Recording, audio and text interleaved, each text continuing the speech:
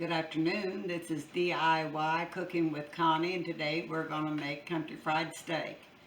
And it's a simple recipe. And so I started off with a little over 2 pounds of hamburger. And to that 2 pounds of hamburger, I'm going to add about 1.5 teaspoons of Montreal steak sauce. I'm just going to spread it over my hamburger. You can add more or less, it's to your taste. Let's see what you got here. See, that is Montreal steak seasoning by McCormick, which I love we've been putting it on steak and burgers. You don't have to add that, but gosh, it's got such a good flavor. They also make a chicken one. Yeah, they make a chicken one. They also make a hamburger one. Oh. And so you can use it on so many things, not only to that, you can add it to anything. And then I am going to add, and of course I use my hand a lot of times, but I'm going to add some salt, more or less, what you want. It's to your taste. Kind of salt your meat. And and of course, some people at the table like a little more, some like a little less. And then I'm going to add some pepper to it. And it's really important when you're working with raw meat to not touch the meat and then go touch. No, after you work your meat up, you're going to pat it down in your pan, and then you're going to wash your hands before you do anything else. Yeah. So I'm going to mix this meat, and you want area. I use a cookie sheet. We'll use cookie sheet because I want to be able to mix all of it together. And if you use a bowl, you just don't have the room to do this. And so this way, all your spices are getting blended in good. And so once I finish with this, which I think it's pretty good, I'm going to start putting it in my pan. You notice there's no grease or anything in my baking sheet because you're going to get enough grease from your hamburger. Because you're using, I think that's like an 80-20 hamburger. Yes. Yeah, so if you were using something like a 93.7%, you probably would want to put a little grease in there. But this is an 80-20, which is going to give you more flavor. And you're going to get all your hamburger in there first.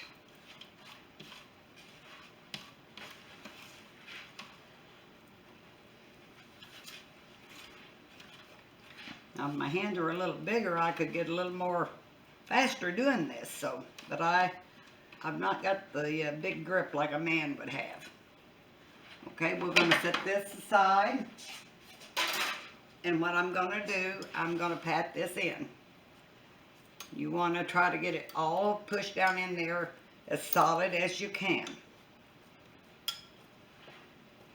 So you want to spread it out, make sure it's kind of even into your corners. You don't want it all bunched up in the center. Now, if you'll excuse me a minute, I'm going to rinse the meat off of my hands.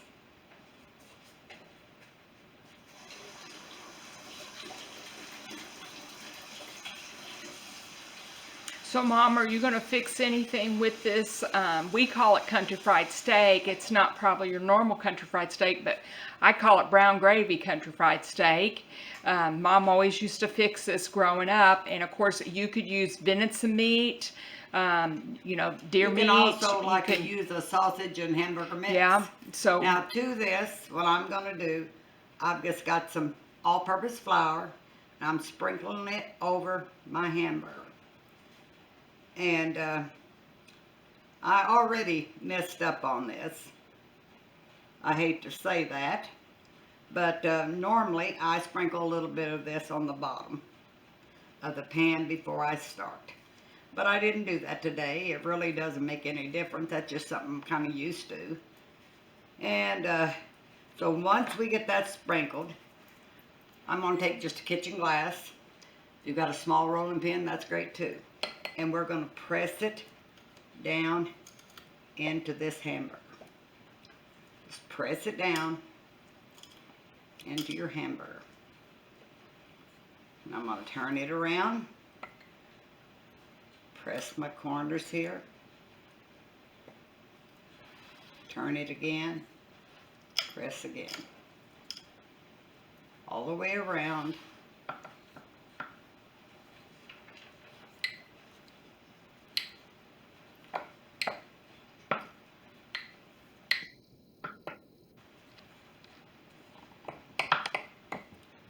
Okay.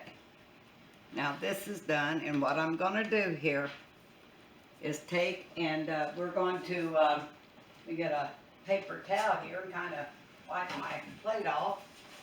What we're going to do here, we're going to cover this with tin foil, and I'm going to put it in a 350-degree oven, and I'm going to bake this at 20 minutes. And then I'm going to remove it from the oven. I'm going to drain it. Then I'm going to cut it into serving sizes. Once I do that, I'm going to mix up some brown gravy. And I use a mix for this because it's handy.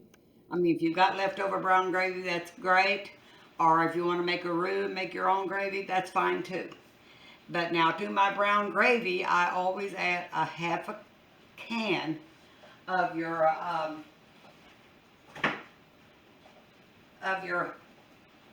Hunt's tomato sauce.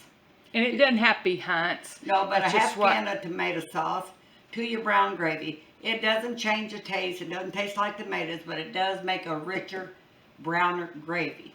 So we're going to cover this with tin foil. And then you're going to put it in the oven, and then we'll be back in 20 minutes. In 20 minutes, I'm going to take it out. Okay. Thank you for joining us. Okay, we're getting ready to take our country fried steak out of the oven the first time. We've had it in there for 20 minutes.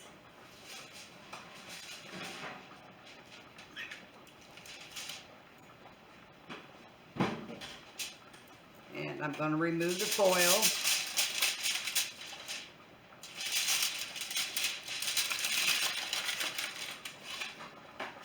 And as you can see, it's not done. But what I'm going to do is drain the excess oil or grease off of this. I'll do that for you, Mom. Why don't you let me do that? And I'll hold this if you want to lift it up for me.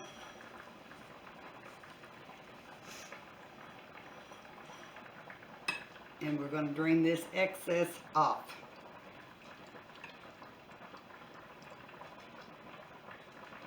Okay. Now, and that can be disposed of. Okay.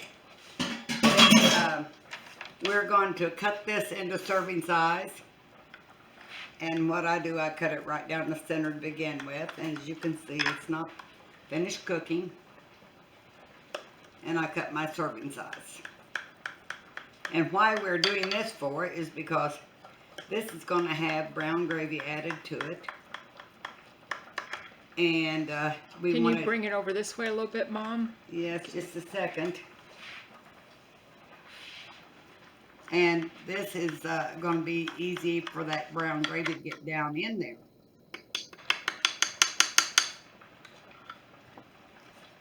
So, I've got my brown gravy here.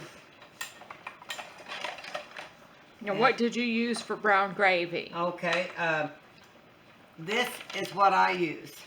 Okay. It makes 3 cups. Okay, of brown gravy. Southern Eastern Mills roast beef gravy mix. And what I do, I run my just tap water till it gets hot. And then I put in 4 ounces of Hunt's tomato sauce. I put that in the bottom of my measuring cup. And then I finish filling it up to 3 cups with the hot water. Then I put my mix in and I stir it up with a whip and then put it in my pan. And you have to stir it constantly because you don't want it to stick on the bottom or lump up. Now the tomato sauce, it doesn't do anything with the flavor. Only thing it does is make a richer, browner gravy. So we're going to add this to your half-cooked country fried steak. And so if they were going to use a different type of gravy mix, they could just, They can still add their tomato sauce to that. and they can mix it up however it says, 3.5 Yeah. cups or 3 cups, or Yes. that's just the brand And we so like. what we're going to do is just pour this brown gravy over our country fried steak.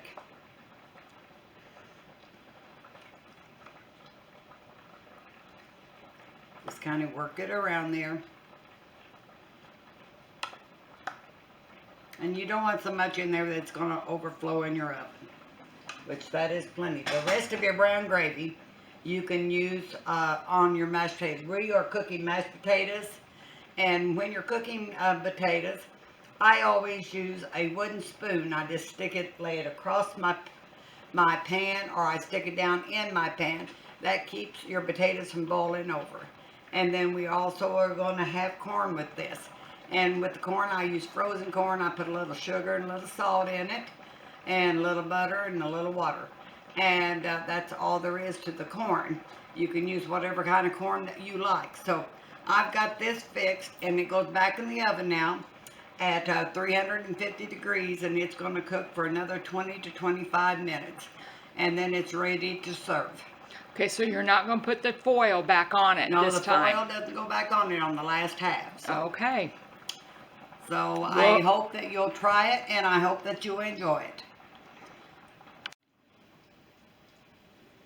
Okay, our country fried steak is done.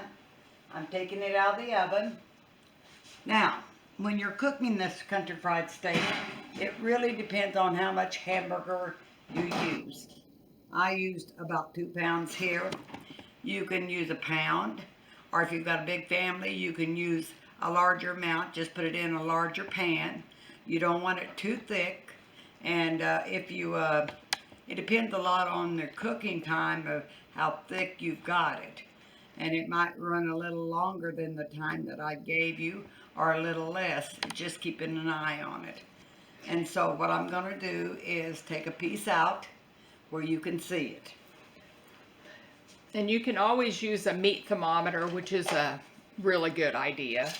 Yeah, I just kind of go by my eyesight. So we're going to take a piece of this out.